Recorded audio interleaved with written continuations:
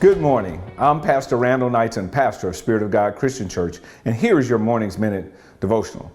In light of recent event and the current state of affairs in our world, the Lord has led me to do a devotional series entitled Responding to Racism and Injustice.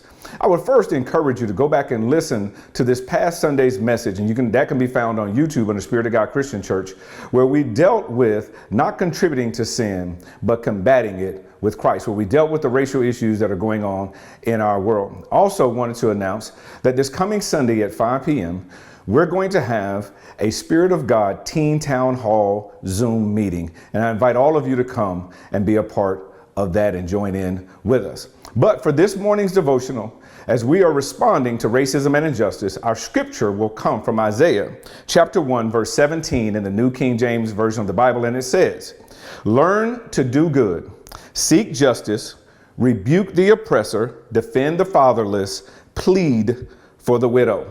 So one of the things I want to do during this devotional piece is that make sure that we look at 3 ways that we're going to respond to racism and injustice. The first is going to be through prayer. I want to challenge all of the saints out there to not diminish the power of your personal prayer closet during this time. Remember, that's the same place that you went to get your miracle, to get your breakthrough and your blessing. And this is going to require prayer is how we respond to racism and injustice. For prayer truly does change everything. And we need hearts to change, and only God can do that. But God will listen to and respond to the prayers and petitions of his people. So we're going to respond through prayer. Then we're going to respond through peaceful means and productive lives. And what I mean by peaceful means is, as God directs your personal protest, you protest.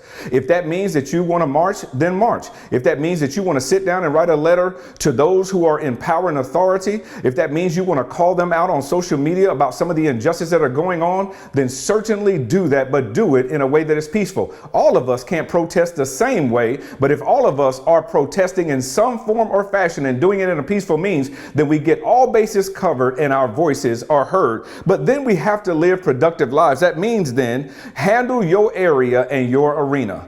The place that God has put you in, make sure that you are living a life that is exemplary of the gospel, but also when you have the opportunity to shed some light on some things and to share some things with your experiences, or even to call out racism in those places, that you're doing that first by representing by representing Christianity and being and living a Christian life and being light in the midst of a dark world, but also by calling it out as need be. Handle and nail down your corner, your area, your arena, so that you will help all of us to be represented in such a positive light. And then thirdly, through the political process is how we're going to respond. In other words, we're going to cast ballots to correct the court system. We're going to correct politicians. We're going to correct laws that are being made. The court system that seems to be very much unfair and that is unfair, oftentimes to people of color. We want to make sure that we do that. As a matter of fact, there is an election that is going on in Georgia on Tuesday, June the 9th, and I pray